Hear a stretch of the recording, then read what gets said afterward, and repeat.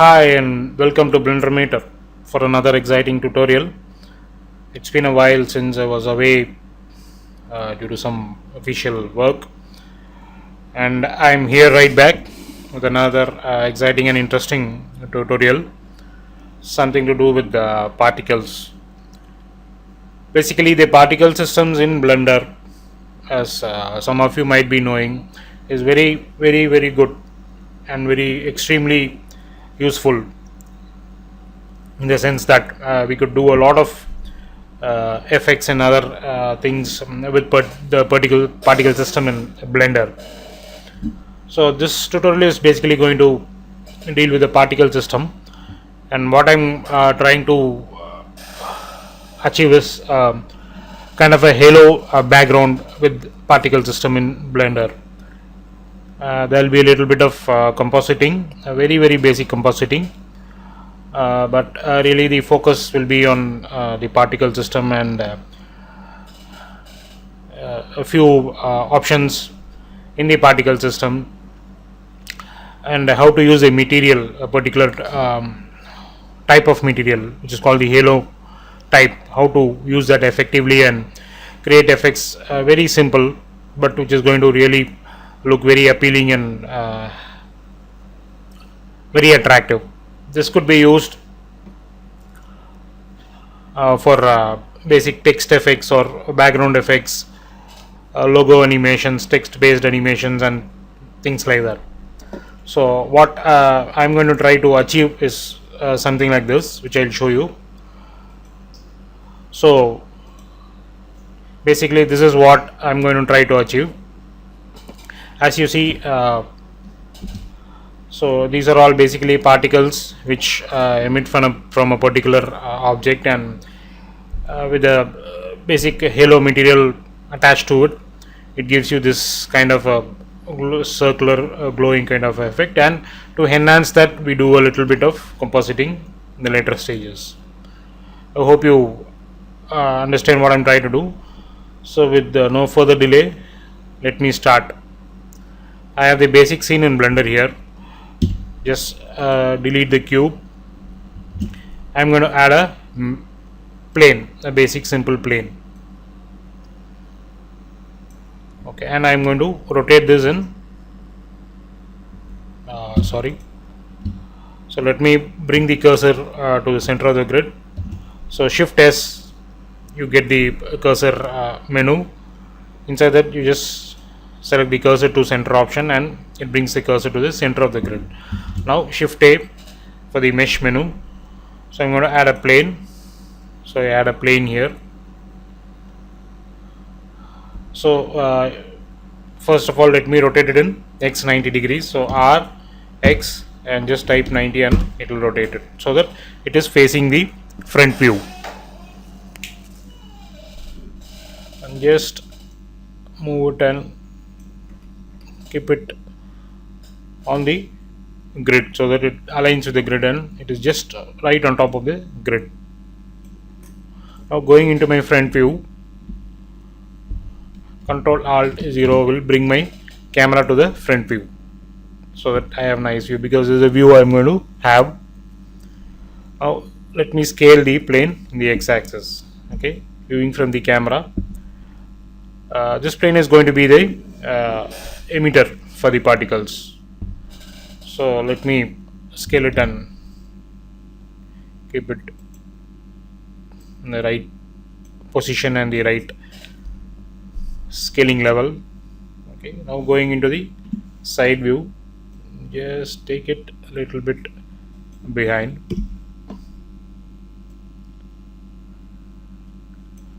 Okay, now I go into the edit mode and I'm going to create some segments for this plane. Okay, so we have the subdivide option here in the left hand side. If you can see, you have the subdivide, which will subdivide the object or the mesh. So click on subdivide, and in the bottom you have something called number of cuts. So just keep increasing this to how many ever levels you want, or how many ever segments we want. I'm going to keep a value of 5 so that it is basically cut into 5 segments. So here 1 2 3 4 5 6. So here you have 5 segments, 1 2 3 4 5, so it is cut into 5. Okay, now pressing A will deselect it. Okay, so next pressing B brings you up the box selection mode. So just click and drag and select all these top 4 lines of vertices basically, and X vertices is going to delete all those. So basically I have only 2 or 3 rows of vertices here, so this is all I need for emitting particles. So it's going to be a very simple plane, the basic division of segments, right?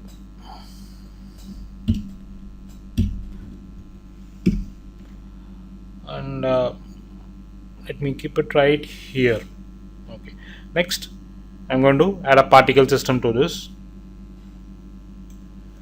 So inside the particle tab, click this plus sign to create a new particle system, and I'm going to just follow basic setup, which you may also find interesting. It's up to you to set up your own values, but I recommend you to basically follow this and then experiment on once you understand the concept of what is being done here.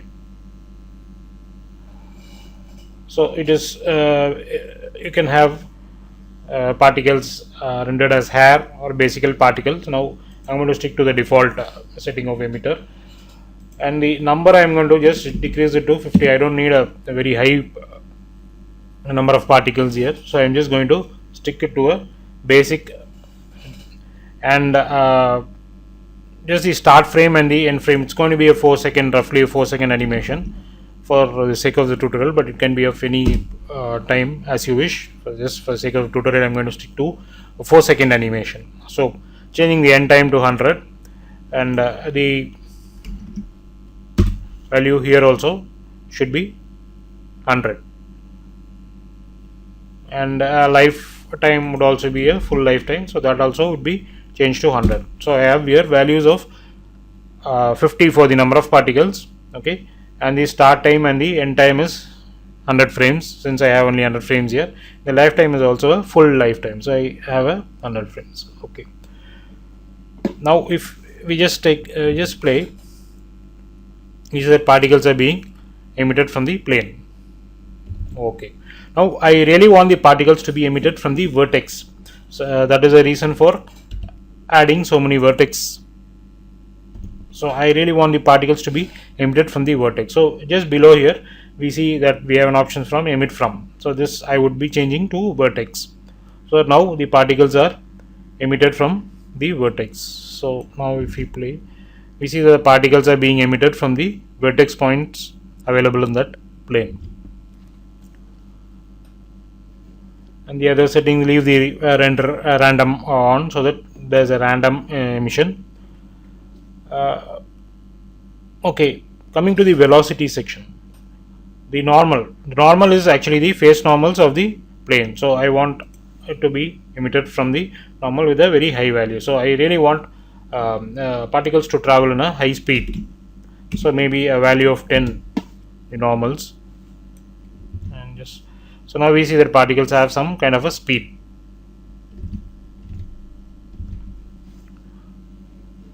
Nothing else here, we don't have to change anything. Okay, coming down right below to the bottom, you have the field weights here. Just open the field weights. Now there is a gravity weight of 1, which is a maximum value. So a gravity field is there, which is pulling the particles down. I don't want the particles to move down, rather I want the particles to move towards the camera. So opening this field weights option, just change the gravity value to 0, all the down to 0, so that there is no gravity. And now if you play, we see that the particles are moving straight towards the camera. Then inside this physics, okay, we have forces, and there's something called Brownian. So I am just going to give a very small value in the Brownian. Okay. What this Brownian does is basically it gives a random movement to the particle. Now as we saw, it's 0, as we just now saw, I'll just play. We see that the particles are moving in a very straight direction. Maybe just move the plane down so that you see the particles are moving in a very straight line. Okay, with the little bit of value in Brownian, what happens is the particles have a little bit of a motion between them. So instead of moving in a straight line, they have a little bit of a movement and they move in a little bit of a random direction. It's a very subtle value, but it really has a lot of effect in that. Now coming down here, we don't need the emitter, so inside the renders panel you just remove the check mark on the emitters, because we don't have to render the emitter. All we need is only the particles. And here, instead of halo, now if we take a simple render, we could see that the particle is being rendered as a halo, because the particle type here, render type, is halo, but this is not what we want. So change the particle render type to line, and we immediately see that we have a line. Now we see that the particle is being emitted as a line. Take a quick render. Okay, you don't see much of the thing because we need to tweak some more settings. Okay. Here below this you have back and head, which is the length of the line. Particles are rendered as line, and that is the length of the line. Okay, the back would be 3 and the head would be maybe 5. So now as I change the values there, you can see that you have nice big lines coming out of the plane. You take a just have a small, and now you see that you have a nice lines coming out of the plane, the emitter or the plane. Basically these are the settings, and okay, we have changed the gravity so it doesn't move down and just moves directly towards the camera. So this is all we need to set up as far as the particles are concerned. Okay, now here comes the main part. Okay, we still don't, maybe for the time being I will go to the world and set the whole color, background color to black, so that we have a black and we have a nice particles coming out. Going back to the particles tab, so we have basically set up the particles. This is all to do with the particles. Now we need to give a material, we need to give a color or a material to the particles. So this is where the real interesting part of this tutorial comes. So selecting the plane, which is already selected, go into the materials tab, add a new material, just rename it particles. Okay, naming is very important. You just have to instead in case you are using a lot of materials and a lot of objects and things like that in your scene, it's very important to name everything, give a very meaningful and relative name. Okay, so let me call this particles, and coming down here just below this we have different types of particles. Now this is normally rendered as a surface, which will be the default option which you find. There you have a lot of other options, and the last option here is called halo. So I'm going to click on that halo, and immediately you see you have a preview here which shows kind of a halo glowing kind of a output. So this is how my particles are going to look now. Just let me play. Going to my camera view. Let me take a quick render, and you immediately see that the particles are now rendered in a totally different way. Instead of the usual lines which we were seeing earlier, now the particles are being rendered in a totally different way. So this is the effect of the halo material. Halo material can do wonders to your objects and other scenes if you use them properly, if you know how to use them properly. So I believe this tutorial is going to throw some light on the halo material. I'm not going to go very deep into it, but I'm sure you're going to understand a lot of a basic process of using this halo material. Okay, here you have something called alpha inside this. These are the basic settings available for the halo material, and you have some basic settings here which you need to tweak Alpha is going to basically make it more transparent or less transparent based on the value you give. Now I have a full value of 1. 1 is the maximum value it will take. It goes from 0 to 1. So if I bring it down, you see that the material gets very dull, and now if I take a render, you see that it has a lot of transparency. Basically up to you to use any kind of value here, but I am going to stick with the complete value for this tutorial. Okay, the size is 0.5, the default value. I am going to just bring it down to 0.1 so that I have very subtle amount of glow here, which we are going to adjust in the compositing. Hardness is the hardness of the halo effect. So hardness by default is 50. I'm going to just double up and give it a value of 100. Now you see that some more glow being applied on the particles, and it looks more glowing. Okay, coming down here, I have 3 options here called rings, lines, and star tips. This is basically, now if you take a look, it just renders as a circular, maybe flat circular object. You can tweak this to however you want by just giving values and selecting these 3 options here.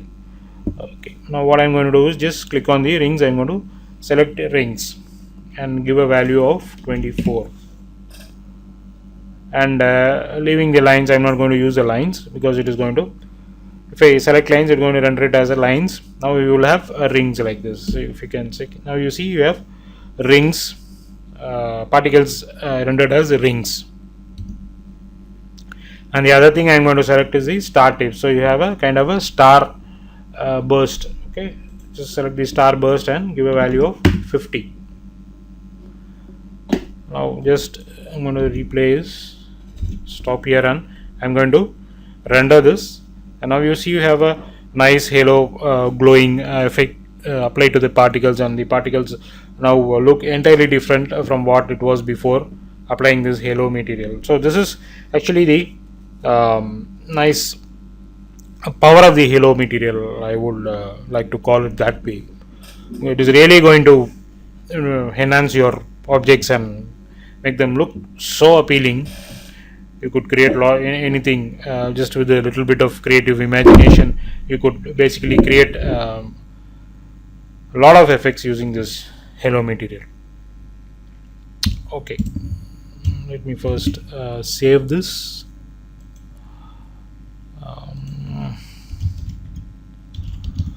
Particle halo effect, particle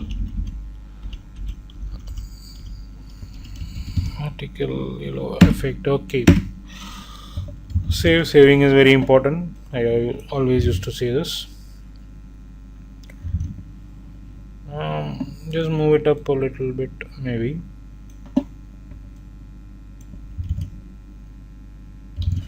Okay, now select the camera and maybe little bit adjust G and Z is going to move it up. Just keep the camera just above the grid. Okay. Actually, we don't need any lights in the scene because the lights are basically coming from the particles and from the halo material itself. So the default light is already there. You could go and delete it, or it could remain there. It doesn't make any difference because this light is not going to have any effect on the scene. So I don't need it. I'm deleting it, and you see there is no change in the render because that light has no effect on the scene, and the light basically comes from the halo material. So this is all to do with the materials. Now let's do a little bit of compositing. So let me open the compositing, control and left arrow would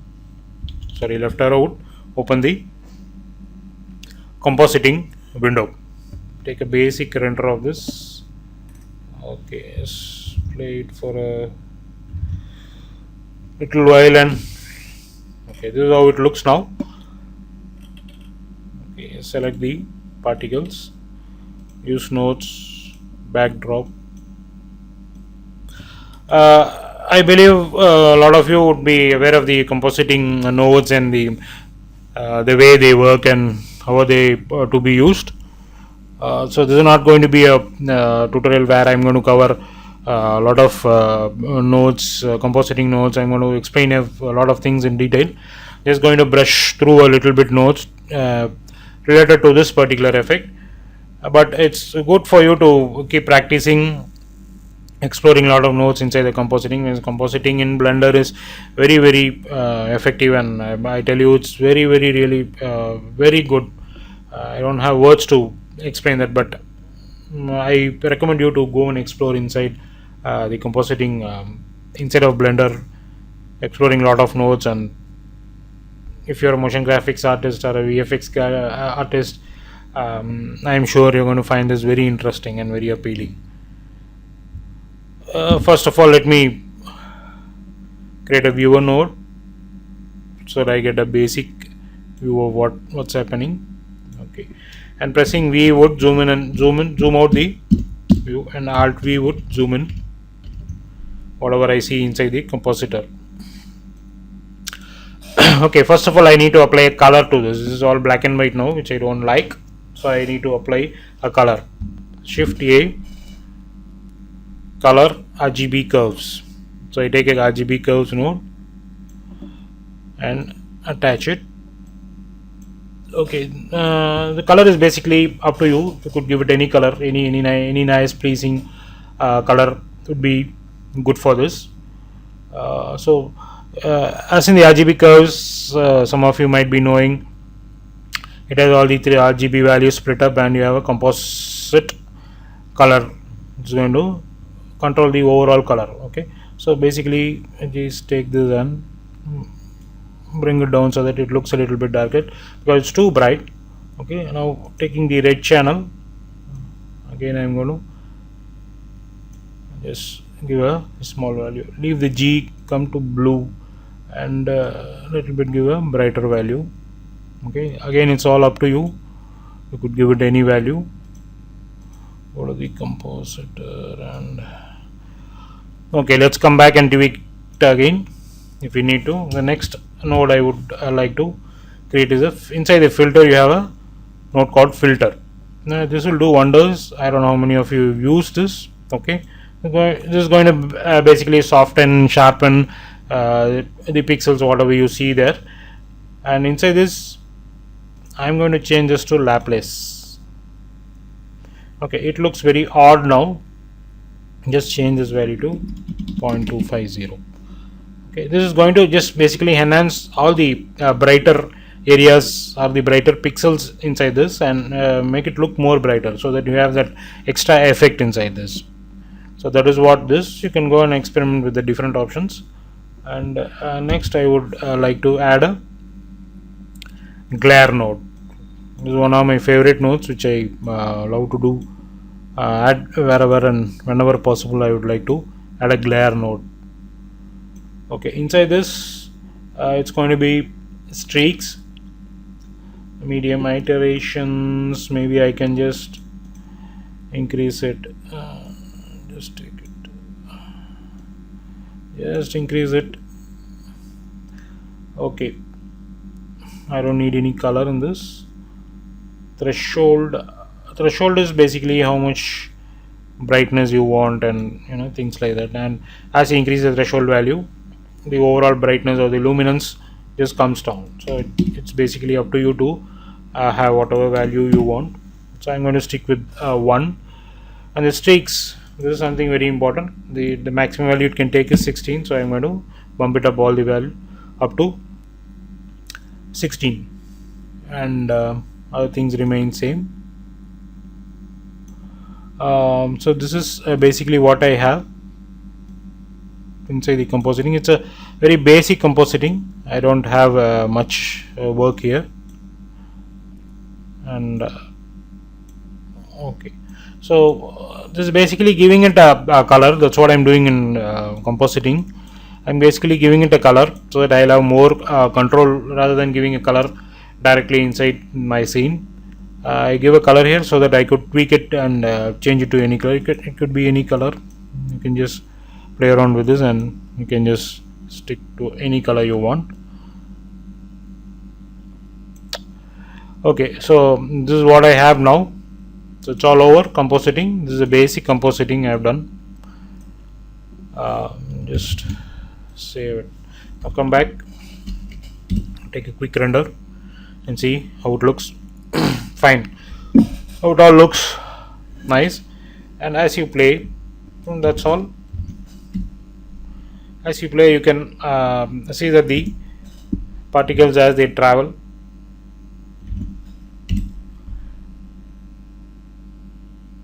you get a good nice halo kind of a background effect. You can put some text in front of this, give some good materials, and play around with the text materials and textures. And you could even use a compositing for that, put that in a different separate render layer, and you can go at people who are aware of the compositing nodes and render layers inside Blender. I don't have to tell them much. Go ahead when explore and experiment and get wonderful results. Finally, I'd like to do one more thing. This is quite optional because the output looks good at this stage, but maybe the way which we wanted, like you have this horizon kind of an effect here with a blue color background, which we don't have now in our at this stage in the tutorial. So in case if you want to have something like that, just go to the world settings here, and basically this is basically changing the background. So click on the horizon color. The horizon color I'm going to change it to complete white, and if we take a look, it's going to be totally white. I'm going to see anything. Okay, looks very odd now. Okay, just go to the blend and change this to a complete black.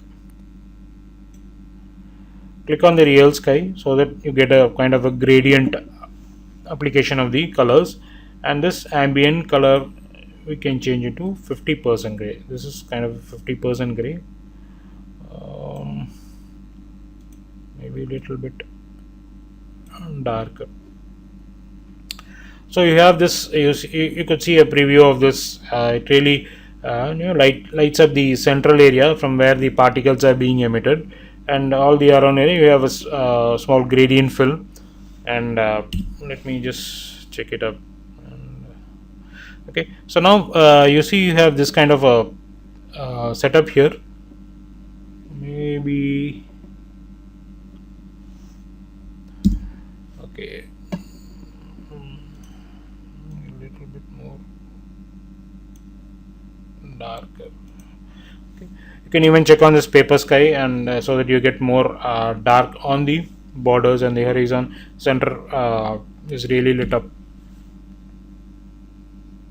Okay, so you see your center is really lit up. Okay, you can even move the particle down here. It's basically based on your camera's position and the other things. So now you really see you have a nice glowing. Okay, so this is basically all this tutorial about. Hope you understand something about the yellow material. Do go in and explore a lot of things. Okay, so here you see this is what the final output is.